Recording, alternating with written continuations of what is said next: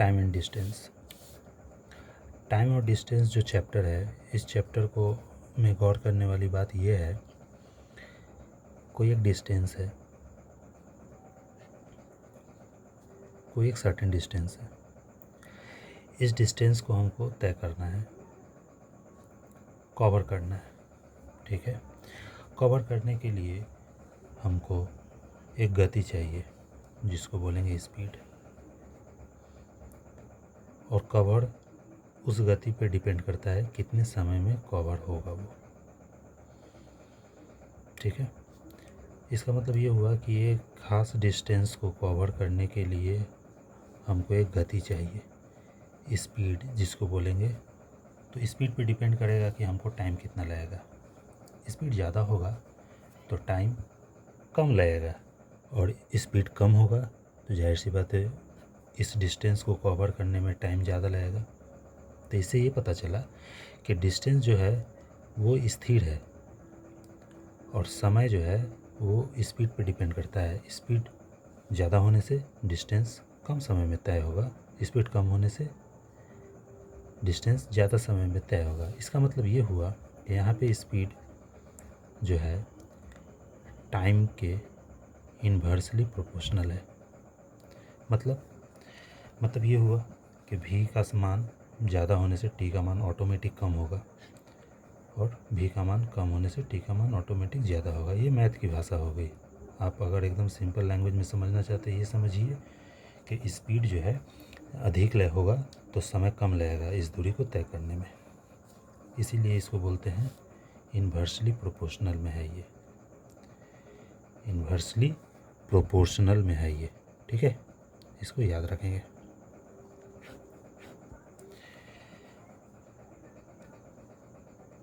इसको याद रखेंगे। हमारा साधारण फार्मूला क्या होता है डिस्टेंस का? डिस्टेंस का हमारा साधारण फार्मूला होता है speed into time. Speed into time. अगर डिस्टेंस को d माने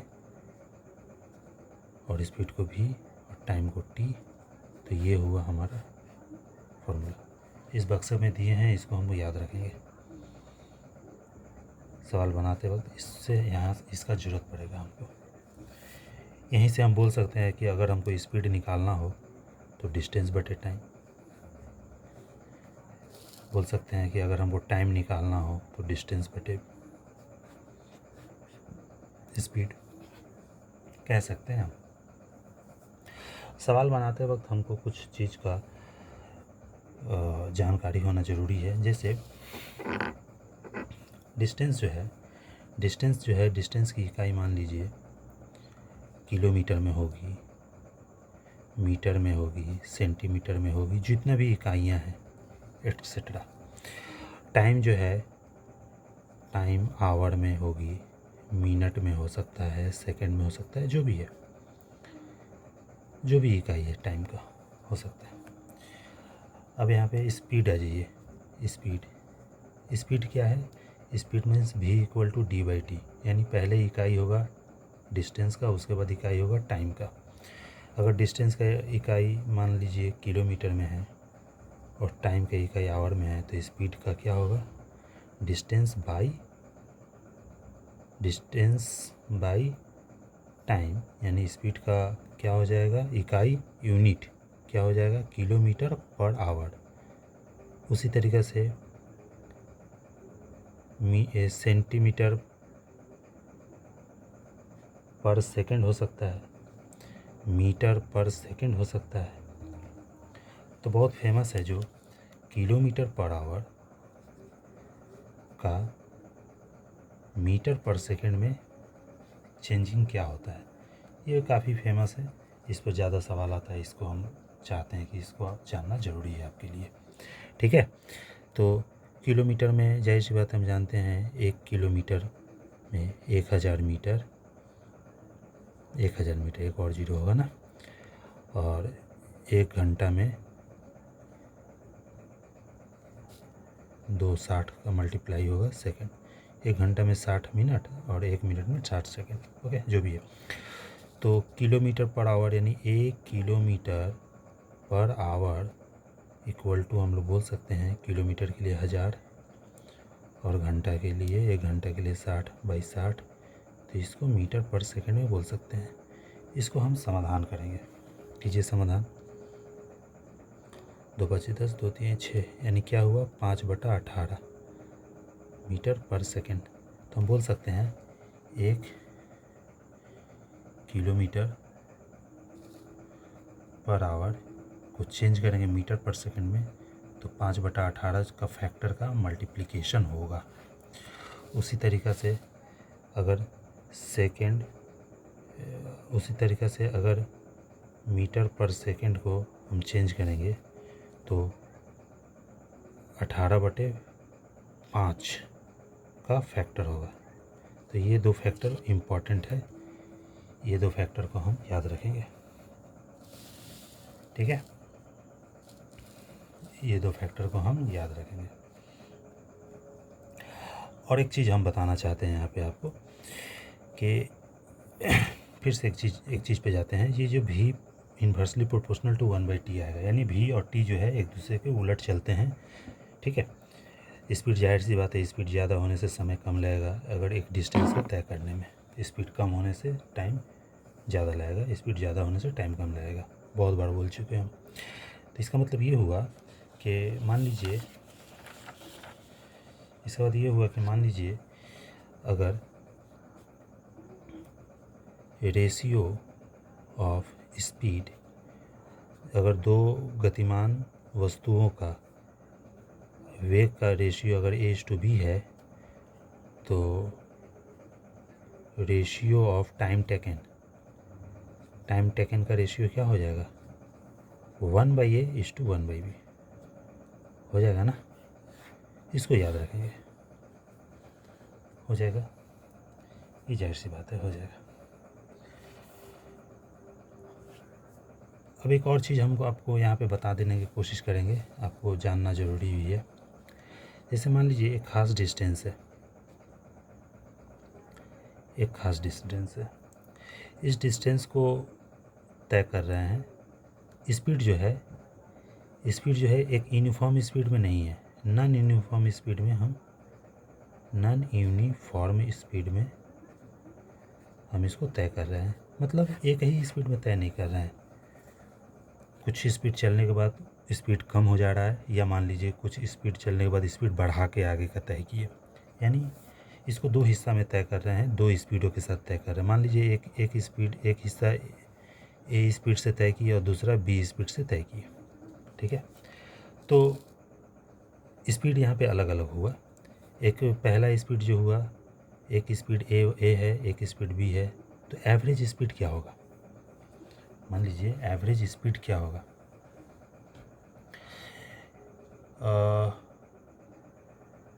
हम इसमें थोड़ा तब्दीली कर रहे हैं, एक हिस्सा नहीं। मान लीजिए इसको 2 तरीक़े से तय किए। एक गतिमान वस्तु इस पूरे डिस्टेंस को मान लीजिए ए स्पीड से तय किया, एक दूसरा गतिमान वस्तु इसको बी स्पीड से तय किया, यानी ये जो डिस्टेंस है, ये डिस्टेंस डी है कांस्टेंट, इसको 2 स्पीड से तय कर रहे हैं। तो एक स्पीड हुआ मान लीजिए ए, और स्पीड मान लीजिए दूसरा स्पीड जो हुआ मान लीजिए बी। तो हमको यहाँ पे एवरेज स्पीड निकालना है। एवरेज स्पीड, जो एवरेज स्पीड निकलेगा वो तो फार्मूला के तौर पे हम इसको देख लेंगे, लेकिन कैसे निकलेगा एवरेज स्पीड। तो जाहिर सी बात है, एवरेज स्पीड निकालने के लिए ये भी तो एक स्पीड ही हुआ। एवरेज स्पीड है तो क्या हुआ, ये भी तो एक स्पीड हुआ। तो स्पीड के लिए फार्मूला क्या है, स्पीड के लिए फार्मूला है डिस्टेंस बाई टाइम। ठीक है, तो यहाँ से टाइम इक्वल टू क्या होगा, मान लीजिए time t1, time equal to क्या होगा, जाहिर सी बात है डिस्टेंस बाई स्पीड, तो स्पीड है a, और यहाँ से टाइम इक्वल टू क्या होगा, यहाँ से टाइम इक्वल टू होगा डिस्टेंस बाई स्पीड, स्पीड है b, स्पीड क्या है, स्पीड है b। तो टोटल स्पीड क्या होगा हमारा, तो टोटल स्पीड जो होगा यानी एवरेज जो स्पीड होगा, यहाँ पे जो एवरेज स्पीड हम निकाल रहे हैं, तो एवरेज स्पीड क्या होगा, एवरेज स्पीड मान लीजिए यहाँ पे हम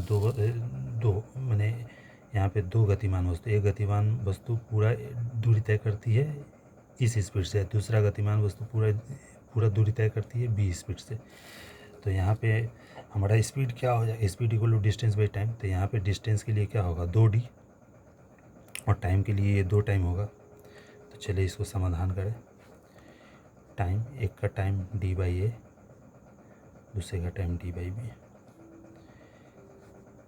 यहाँ पे गौर करो तो d कॉमन होगा तो 1/a plus 1/b, dd cut गया ना, तो 2, ये क्या हो जाएगा ab b प्लस a, यानी अल्टीमेट समाधान हो गया, क्या निकला 2ab/a+b निकला ना एवरेज स्पीड। तो इससे हम बोल सकते हैं कि अगर दो गतिमान वस्तु हैं, एक वस्तु जो है a स्पीड से दूरी को तय कर रहा है, दूसरा वस्तु b स्पीड से तय कर रहा है, तो एवरेज स्पीड का फॉर्मूला हो जाएगा 2ab/a+b। फॉर्मूला के अलावे अगर हमको सॉल्व करना है तो हम इस ढंग से सॉल्व कर सकते हैं। ठीक है, चलिए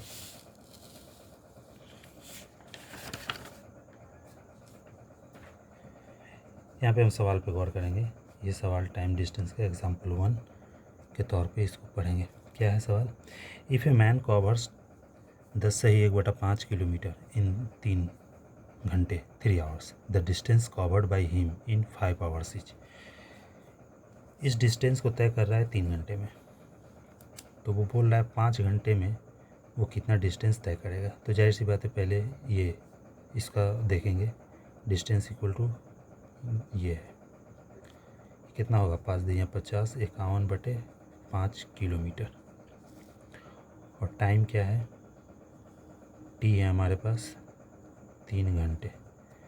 तो स्पीड क्या हो जाएगी, यहाँ से स्पीड हो जाएगी डिस्टेंस बाई टाइम, 51/5/3। समाधान करो, 17/5 किलोमीटर पर आवर। अब बोल रहा है कि डिस्टेंस निकालिए जब टाइम है 5 घंटा। नाउ डिस्टेंस, अब डिस्टेंस निकालना है। डिस्टेंस का निकालने का फॉर्मूला आप जानते हैं, स्पीड इनटू टाइम। यहाँ पे टाइम दिया हुआ है 5 घंटा और स्पीड हम निकाल चुके हैं 17/5। तो 17/5 इंटू 5 काटिए, आंसर हो जाएगा 17 किलोमीटर। ठीक है, इसको आप प्रैक्टिस कीजिए। जितना ज़्यादा प्रैक्टिस कीजिएगा आपका हाथ उतना खुलेगा और एग्ज़ाम में उतना जल्दी आप बना सकते हैं। ठीक है, तो ये हुआ ये सवाल।